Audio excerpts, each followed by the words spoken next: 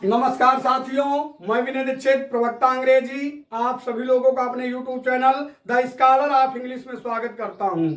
आप लोग आसान्वित होंगे कि जल्द ही अन्य प्रीपोजिशन प्रस्तुत किया जाएगा।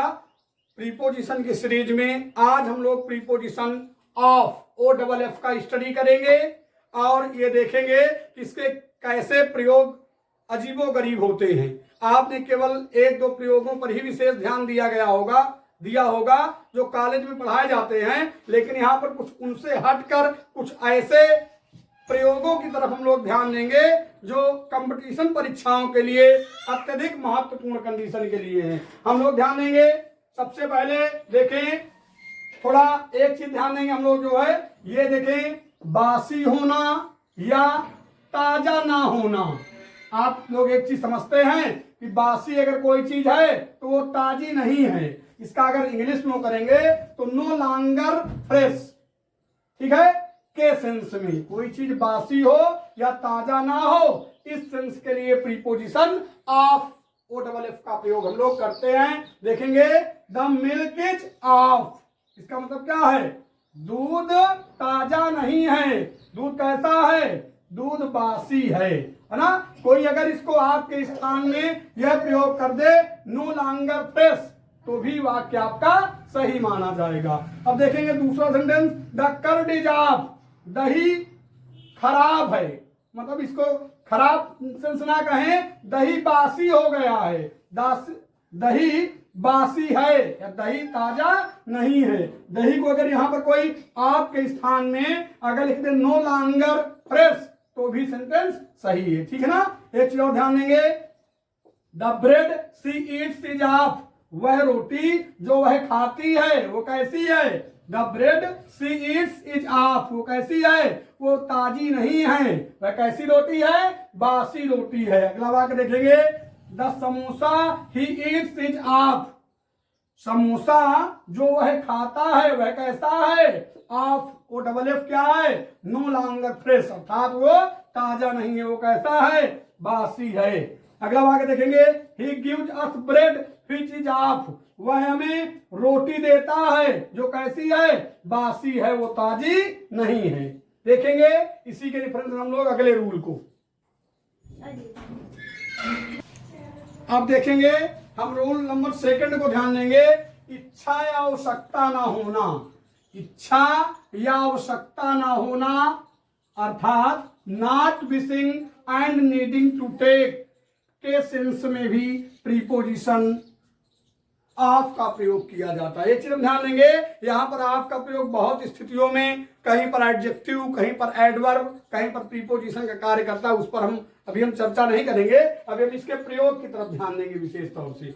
देखेंगे not wishing and needing to take के सेंस में, जैसे मोहन वाज ऑफ हिज, यहां पर लिखें off his food last night, मतलब मोहन ने जो लास्ट नाइट में जो भोजन किया उसका जो है भोजन करने की इच्छा जो है कैसी थी? Wishing and needing to take, उसकी भोजन करने की इच्छा नहीं थी। भोजन तो उसने किया लेकिन उसकी भोजन करने की इच्छा मोहन की नहीं थी। दूसरे वाक्य को देखेंगे, he is finally of smoking. अब इसका मतलब यह है, देखें कि उसने अंत में स्मोकिंग करना क्या किया? अब स्मोकिंग का वह आदि अभ्यस्त नहीं है, अब वह उसकी स्मोकिंग करने की नीड नहीं है, वह उसका एडिक्टेड नहीं है, ठीक है ना। अगले वाक्य को देखेंगे, शी इज ऑफ ड्रिंकिंग, अब वह ड्रिंकिंग करने की इच्छा नहीं रखती है, वह ड्रिंकिंग करने की एडिक्टेड नहीं है, उससे अलग हो रही है। देखेंगे, ही वाज ऑफ ईटिंग भांग, कोई भांग खाता रहा है, वह भांग खाता रहा है, अब उसकी भांग खाने की इच्छा नहीं है, अब वह भांग खाने का एडिक्टेड नहीं है। इस चीज को ध्यान देंगे। इस सेंस में बहुत बढ़िया रूल है जिसको आप समझ सकते हैं। स्पीकिंग इंग्लिश में भी इसका प्रयोग किया जाता है। इच्छा या आवश्यकता ना होना के सेंस में ऑफ का प्रयोग करते हैं। अब हम लोग रूल नंबर 3 देखेंगे।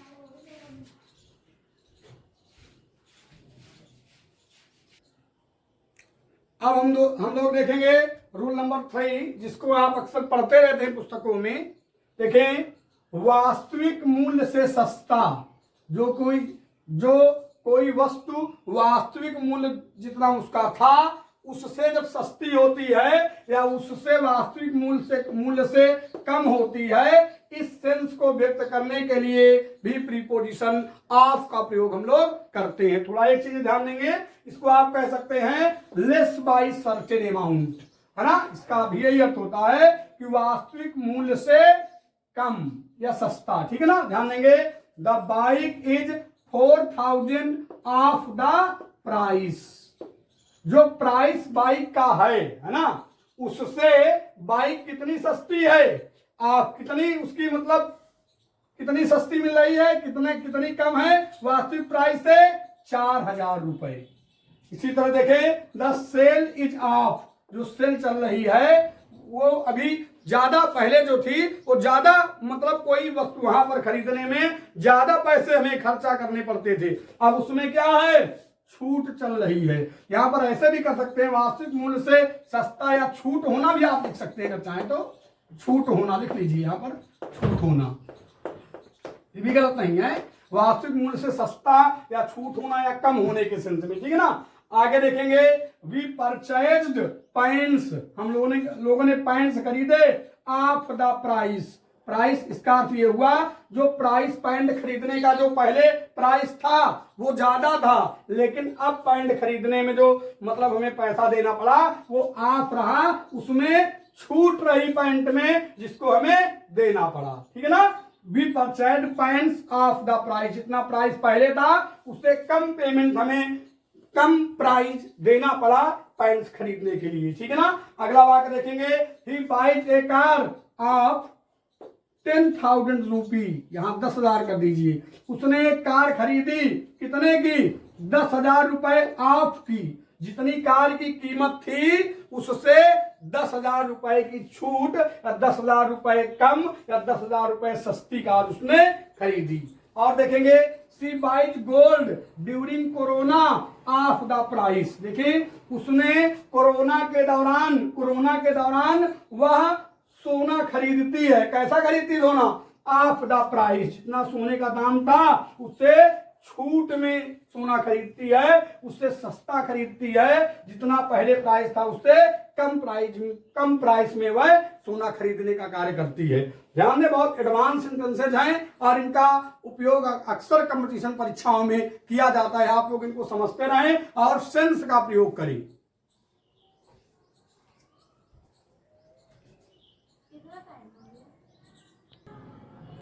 अब हम लोग देखेंगे रूल नंबर 4 है, ये देखिए तीसरा हो गया है।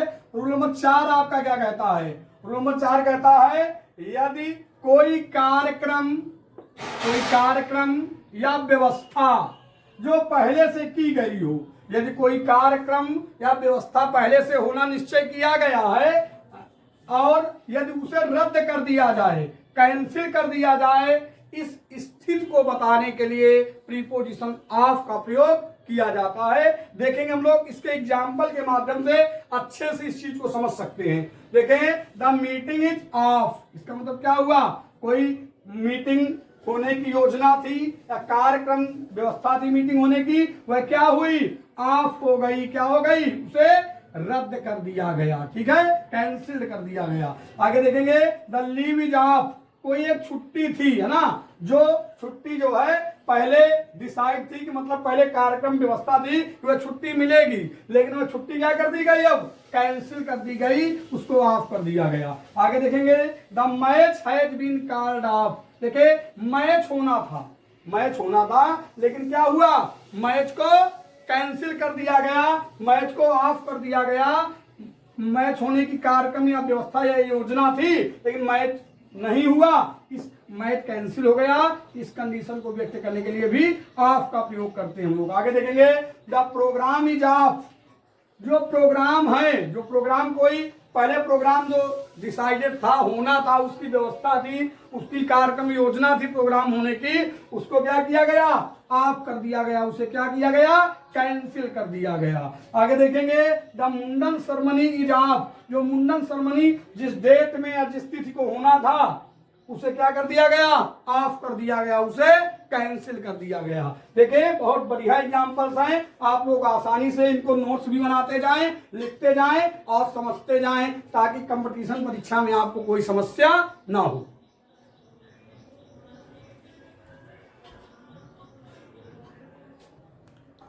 अब हम लोग देखेंगे रूल नंबर 5 की तरफ। देखें, यदि कोई मशीन बिजली से ना जुड़ी हो, कोई मतलब मान लीजिए मशीन बिजली से ना जुड़ी हो, कोई मशीन का इंस्ट्रूमेंट बिजली से ना जुड़ा हुआ हो, या काम ना कर रहा हो, या बंद हो, ऐसी स्थिति को बताने के लिए हम प्रीपोजिशन ऑफ का प्रयोग करते हैं। कि ध्यान देंगे, यहाँ पर इसको इंग्लिश से भी समझ सकते हैं आप, जो इंग्लिश से नॉट कनेक्टेड या वर्किंग या बीइंग यूज्ड के सेंस में इसका कहने का मतलब यही है, यदि कोई मशीन बिजली से ना जुड़ी हो, या बंद हो, या काम ना कर रही हो, इस सेंस को बताने के लिए हम प्रीपोजिशन ऑफ का प्रयोग करते हैं। देखेंगे कैसे समझेंगे। Make sure the TV is of, आप निश्चित हो जाइए कि आपकी टीवी ऑफ है या नहीं। आगे देखेंगे द फैन इज ऑफ, पंखा कैसा है, क्या है पंखा, कितने समय किस स्थिति में है, पंखा बंद है। आगे देखेंगे the washing machine is of, जो वॉशिंग मशीन है वह क्या है, ऑफ है, काम नहीं कर रही है या बंद है, दोनों इसका अर्थ हो सकता है। वॉशिंग मशीन बंद है या वॉशिंग मशीन काम नहीं कर रही है। आगे देखेंगे the wire is of the board, जो वायर है वह बोर्ड से क्या है, ऑफ है, बोर्ड से जुड़ा हुआ नहीं है, मशीन मतलब बिजली से कनेक्टेड नहीं है। अगले बात को देखेंगे the fridge is of, fridge क्या है, फ्रिज काम नहीं कर रही है या फ्रिज बंद है। ये भी इसका अर्थ हो सकता है, समझते चले, बहुत इंपॉर्टेंट सेंटेंसेज हैं। अब हम लोग देखेंगे रूल नंबर 6 को देखेंगे। रूल नंबर 6 क्या कहता है, अनुपस्थित मतलब नॉट प्रेजेंट या छुट्टी पर होने के लिए प्रीपोजिशन ऑफ का प्रयोग हम लोग करते हैं। यदि कोई प्रेजेंट नहीं है और वर्क पर, कार्य पर नहीं है, इस सेंस को शो करने के लिए प्रीपोजिशन ऑफ का प्रयोग किया जाता है। और आप लोग देखते भी हैं पुस्तकों में, ये प्रयोग अधिकतर मिल जाता है, नॉर्मल पुस्तकों में भी समझ सकते हैं आप लोग। देखें, I am of duty today, आज मैं छुट्टी पर हूं या आज मैं अपने ड्यूटी से क्या हूं, अनुपस्थित हूं। जो मेरा कार्य है उससे आज मैं छुट्टी पर हूं, उसमें अनुपस्थित हूं, या उसमें छुट्टी पर हूं। दूसरा वाक्य देखेंगे, she is having a day off the next week, वाक्य ये कह रहा है कि वह एक दिन she is having a day off the next week, अगले सप्ताह वह एक दिन की क्या लेगी, छुट्टी लेगी, एक दिन अनुपस्थित रहेगी या एक दिन की छुट्टी लेगी। ठीक है ना। आगे देखेंगे, she was of her work yesterday, कल वह अपने कार्य से क्या थी, ऑफ थी, अपने कार्य से क्या थी, अनुपस्थित थी, या अपने कार्य पर क्या उसने किया था, उसने छुट्टी ले रखी थी, वह छुट्टी पर थी। आगे देखेंगे, many MNREGA workers become of their work, बहुत से मनरेगा कार्यकर्ता जो हैं वह अपने कार्य से क्या रहते हैं, ऑफ रहते हैं, अपने वर्क से क्या होते हैं, अनुपस्थित रहते हैं, अपने कार्य से छुट्टी पर रहते हैं। अगला देखेंगे, he will be of his work tomorrow, देखिए क्या कह रहा है, he will be of his work tomorrow, वह कल अपने कार्य से कैसा रहेगा, ऑफ रहेगा, जो उसका कार्य है उस पर छुट्टी में रहेगा, यह वह टुमारो अनुपस्थित रहेगा, अनुपस्थित कम बेटर रहेगा। यहाँ पर छुट्टी का प्रयोग आप करें कि he will be of his work tomorrow, कल वह अपने कार्य से क्या होगा, छुट्टी पर होगा, कह सकते हैं अनुपस्थित भी होगा, दोनों मिलते जुलते हैं, ज्यादा डिफरेंस ज्यादा नहीं है। हालांकि अनुपस्थित में थोड़ा यह होता है कि आपने कोई सूचना नहीं दिया है, छुट्टी में यह होता है कि आपने सूचना दे रखा है, ये थोड़ा यहां पर इसका बोध होता है।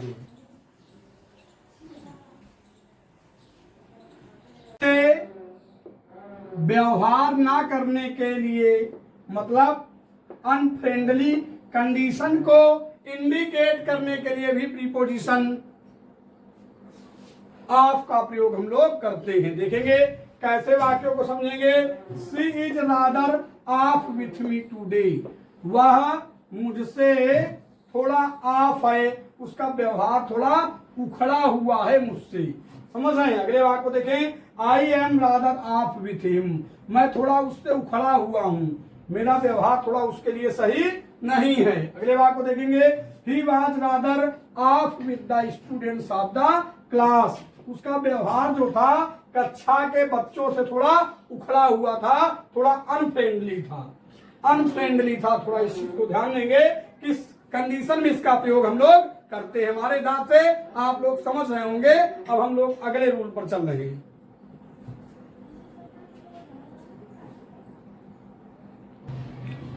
अब हम लोग रूल नंबर 8 देखेंगे। देखें, मोशन वर्ब्स मतलब ऐसी वर्ब्स जो गति करती हैं के साथ नीचे जाने के सेंस के लिए, मतलब मोशन वर्ब्स गति करने वाली क्रियाएं अगर नीचे जाती हुई प्रतीत हो, मतलब गति करने वाली क्रियाएं मतलब नीचे के सेंस में प्रयोग की जाएं और किसी स्थान से दूर जाने के लिए, और किसी स्थान से दूर जाया जाए, ऐसी स्थिति को व्यक्त करने के लिए प्रीपोजिशन ऑफ का प्रयोग हम लोग करते हैं। देखेंगे कैसे हम इसको समझने का प्रयास करेंगे। थोड़ा इसको आप ध्यान रखें। डाउन और अवे फ्रॉम, डाउन मतलब नीचे की तरफ आना, अवे फ्रॉम मतलब से दूर। देखेंगे इसको, she fail off the bicycle. अब देखिए, आप देख सकते हैं फेल गिरने वाली क्रिया है, ठीक है ना, मोशन वर्ब है, किससे? ऑफ द बाइसिकल, बाइसिकल से, वह साइकिल से नीचे गिर गई, फिसल गई। ऐसे भी आप कह सकते हैं, Mohan falls off the ladder, Mohan सीढ़ी से फिसल गया, मोहन सीढ़ी से गिर गया। देखें, ये फॉल गिरना, ये भी मोशन वर्ब है, ठीक है ना। I fell off the tree, मैं पेड़ से गिर गया। Mohan falls off the ladder, Mohan सीढ़ी से गिर जाता है, इंडिफिनिट टेंस से ध्यान देंगे, सीढ़ी से फिसल जाता है, छिटक जाता है। ऐसे भी आप कह सकते हैं, आई फेल ऑफ द ट्री, मैं पेड़ से गिर गया, पेड़ से फिसल गया, पेड़ से छिटक गया। The cat jumped off the table, cat जो है jumped off the table, table से जंप कर गई। आगे देखेंगे, the rain became off the roof, जो रेन है वह छत से क्या हो गई? ऑफ हो गई, छत से क्या हो गई? अवे फ्रॉम हो गई, दूर हो गई। आगे देखेंगे, the mango fell off the tree, आम का पेड़ जो है क्या हुआ? आम क्या हुआ? आम के पेड़ से अलग हो गया, नीचे गिर गया। अब हम लोग थोड़ा एक चीज यहाँ पर ध्यान देने की बात जरूर कहेंगे।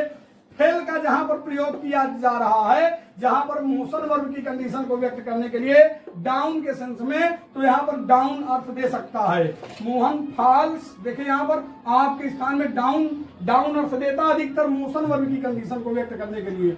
मोहन फॉल्स ऑफ मतलब यहाँ पर डाउन द लैडर, ठीक है ना। I fell off the tree, I fell down the tree, ऐसे भी आप लिख सकते हैं। आगे देखें, the cat jumped off the table, the rain became off the roof, off the roof मतलब away from, the rain became away from the roof. आगे देखेंगे, the mango fell off the tree मतलब द मैंगो फेल डाउन, यहां पर आप लिख सकते हैं। यहां पर आप देख सकते हैं, यानी ऊपर से नीचे गिरने के सेंस में जब मोशन वर्ब का प्रयोग करते हैं तो उसका अर्थ डाउन होता है, और दूर जाने के सेंस में जब हम प्रयोग करते हैं मतलब ऑफ का प्रयोग करते हैं तो उसका अर्थ अवे फ्रॉम होता है। समझते जाएं, इंपॉर्टेंट पॉइंट है और लिखते भी जाएं। अब हम लोग ध्यान देंगे रूल नंबर 9 का जो नियम है, रूल नंबर 9 को ध्यान देंगे। एक व्यक्ति या वस्तु किसी व्यक्ति या वस्तु से स्थान एवं समय की दूरी बताने के लिए, मतलब एक व्यक्ति या वस्तु किसी व्यक्ति या वस्तु से स्थान की दूरी और समय की दूरी को बताने के लिए भी प्रीपोजिशन ऑफ का प्रयोग हम लोग करते हैं। देखेंगे, समझने का प्रयास करेंगे। इसको ऐसे कह सकते हैं, एट सम डिस्टेंस फ्रॉम मतलब कुछ दूरी पर, है ना। देखें, there was a big forest off my house, यहाँ पर कहने का क्या मतलब है? इस सेंस में इसका प्रयोग हम लोग कर रहे हैं एट सम डिस्टेंस फ्रॉम, मतलब there was a big forest off my house, मेरे घर से कुछ दूरी पर एक बड़ा जंगल था। पास्ट टेंस में देखें, my house is 2 miles of the seashore, of the seashore मतलब एट द डिस्टेंस फ्रॉम, मेरा घर जो है 2 मील की दूरी पर कहां से था, द शोर, समुद्र के किनारे से। आगे देखेंगे, देयर वाज ए विलेज, एक गांव था, a little way off the sea coast, जो कहां पर था, एट सम डिस्टेंस फ्रॉम, आपकी जगह में यहां पर इस कंडीशन को इंडिकेट करने के लिए आप लोग एट सम डिस्टेंस फ्रॉम का भी प्रयोग कर सकते हैं। देयर वाज ए विलेज, एक गांव था, ए लिटिल वे ऑफ, थोड़ा मतलब दूर था, थोड़ी दूर पर था, द सी कोस्ट, समुद्र के किनारे से। एक और सेंटेंस देखेंगे, Rakshabandhan is still long way off, Rakshabandhan आने में it is long time till then, Rakshabandhan आने में मतलब काफी अभी समय है, ऐसे इसको समझ सकते हैं, it is long time till then, तब तक के लिए लंबा समय है रक्षाबंधन के लिए, ठीक है ना। Rakshabandhan is still long way off, Rakshabandhan काफी दूर है ना, it is long time till then, Rakshabandhan तक के, अभी से तब तक के बीच में लंबा टाइम है रक्षाबंधन आने के लिए। हमारे हिसाब से आप लोग समझ रहे होंगे और इनका वाक्य में प्रयोग भी करें। बहुत स्टाइलिश सेंटेंसेज हैं जो स्पीकिंग में प्रयोग किए जाते हैं और कंपटीशन परीक्षा के लिए अत्यधिक महत्वपूर्ण है।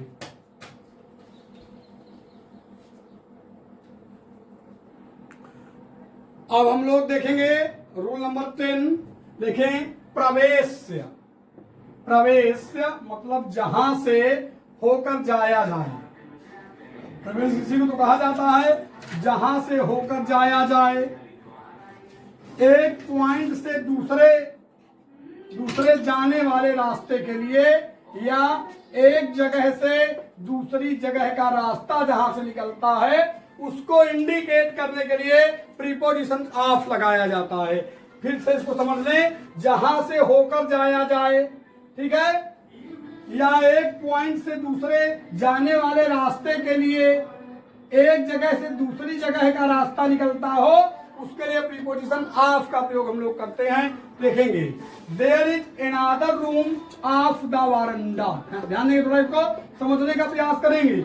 एक अन्य कमरा है, ऑफ द वारंडा मतलब उसका रास्ता कहां से जाता है, वारंडा से उसका रास्ता जाता है, वारंडा से एक रास्ता जाता है जहां पर कमरा है। There is an another room, एक अन्य कमरा है जो वारंडा से होकर जाता है, मतलब वारंडा के पास से रास्ता है उससे होकर जाता है, कमरे का रास्ता, ठीक है। एक चीज और ध्यान देंगे, there is a narrow lane off the main road, इसको बढ़िया आप समझ सकते हैं, एक बड़ी रास्ता है, एक बड़ी रास्ता है मान लीजिए, और उस बड़ी रास्ता से एक छोटी सी लेन माने सड़क, एक छोटी सी सड़क बड़े रास्ते से फूटी हुई है, एक तरफ निकली हुई है, अंदर की तरफ गई हुई है, ऐसी कंडीशन को इंडिकेट करने के लिए आपका प्रयोग करते हैं। और समझेंगे, the road of Ghazipur goes off the Banda Sagar road, मतलब जो the road of Ghazipur goes off the Banda Sagar road, जो बांदा सागर रोड है उससे एक रास्ता कहां के लिए जाती है, गाजीपुर रोड के लिए एक रास्ता जाती है, मतलब बड़ी रास्ता से छोटी रास्ता निकलती है, ठीक है ना। आगे देखेंगे, there is a narrow Nehru lane off the Kanpur to, यहाँ बांदा कर दीजिए, इस चीज को आप आसानी से समझ सकते हैं। देखें, देयर इज ए नैरो लेन, एक सकरी रास्ता है, सकरी गली है, लेन माने गली कहे ज्यादा बेटर रहेगा, एक सकरी गली है, सकरा रास्ता है, off the Kanpur to Banda road, Kanpur से बांदा जाने में एक सकरी रास्ता होकर जाती है जिसको नेहरू लेन के नाम से जाना जाता है, मतलब बड़े रास्ते में से सकरा रास्ता निकाल, कोई एक बड़े रास्ते से सकरा एक रास्ता निकाल देना, उस कंडीशन को इंडिकेट करने के लिए भी प्रीपोजिशन ऑफ का प्रयोग हम लोग करते हैं। आशा करते हैं कि आप लोग समझ रहे होंगे, नोट्स भी बना रहे होंगे और वाक्यों में इनका प्रयोग भी करेंगे।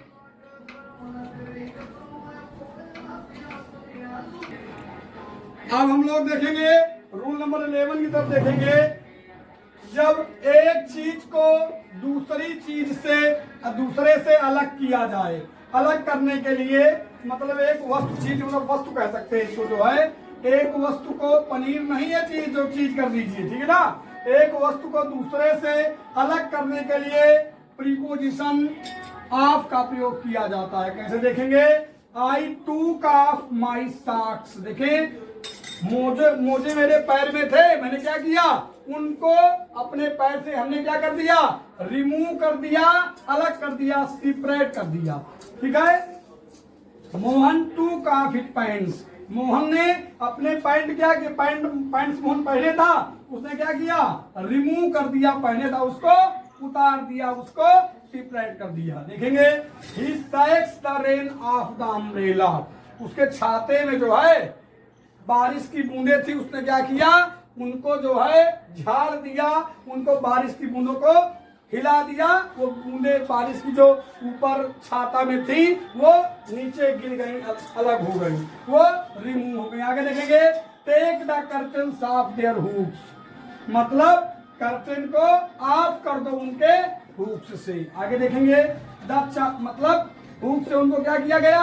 रिमूव किया गया, अलग किया गया। आगे देखेंगे, the child is eating of the plate. लड़का क्या कर रहा है? बच्चा कि प्लेट से ईट कर रहा है और उस खाने को क्या कर रहा है? प्लेट से अलग कर रहा है, ऑफ कर रहा है, रिमूव कर रहा है प्लेट से। हमारे हिसाब से आप लोगों को समझ में आ रहा होगा। बहुत ही इंपॉर्टेंट पॉइंट्स और सेंटेंसेज हैं, इनको आप लिखते जाएं।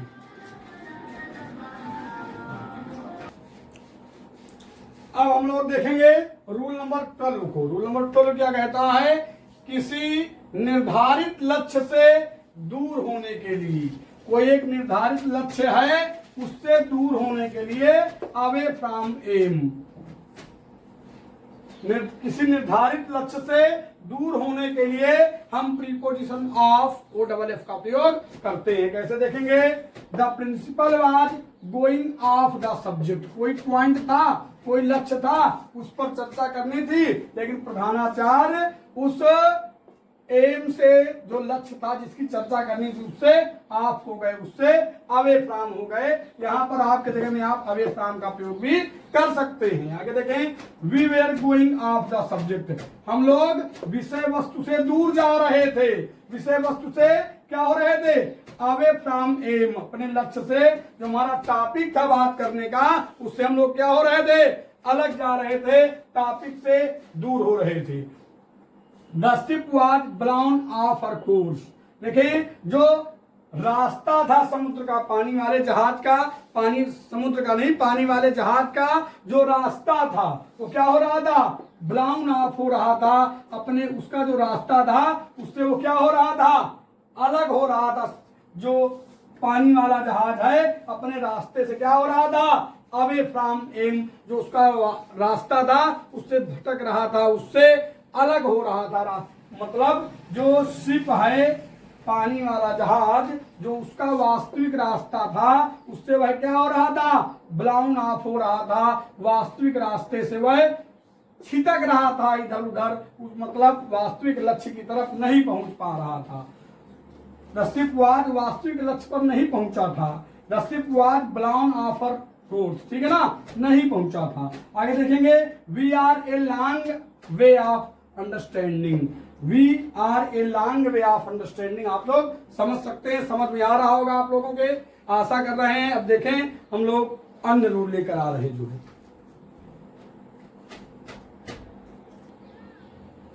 अब हम लोग ध्यान देंगे रूल नंबर 13, रूल नंबर 13 जो प्रीपोजिशन ऑफ के प्रयोग से संबंधित है। क्या कहता है? Turning of A road.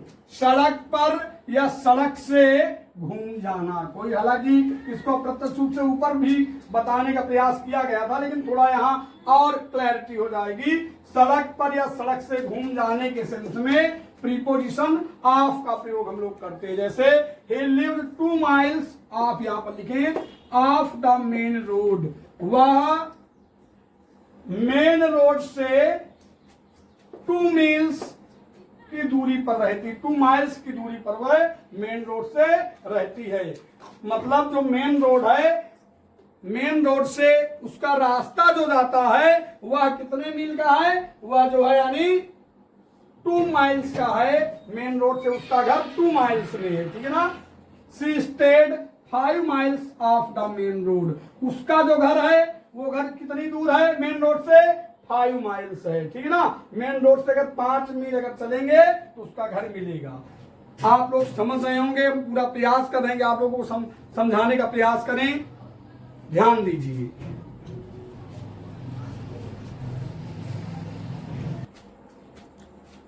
अब हम लोग ध्यान देंगे कुछ अन्य एग्जाम्पल्स जो प्रीपोजिशन ऑफ से संबंधित हैं। हालांकि उपरोक्त रूल्स में वो कहीं ना कहीं शामिल ही हैं, लेकिन फिर भी आप लोग देख लीजिए। देखेंगे keep of the grass, keep of the grass. आगे देखेंगे he is sleeping half on and half of the sofa, वह आधा सोफा में है और आधा सोफा से, सोफा के ऊपर है और आधा सोफा से क्या है, ऑफ है, नीचे की तरफ। Your name has been struck off the list, तुम्हारा नाम स्ट्रक कर दिया गया है लिस्ट से, ठीक है। The ball rolled of the table, जो बॉल है वह टेबल से लुढ़क गई, लुढ़क करके अलग हो गई। Cut another slice of loaf, देखिए हमने पूरा अपना प्रयास किया है कि आप लोगों को अच्छे से प्रीपोजिशन ऑफ के बारे में बताएं। आप लोग पसंद भी कर रहे हैं हमारे वीडियोज को, जो हमारे व्यूज और सब्सक्राइबर बता रहे हैं इस चीज को। यदि आप लोग चाहते हैं कि और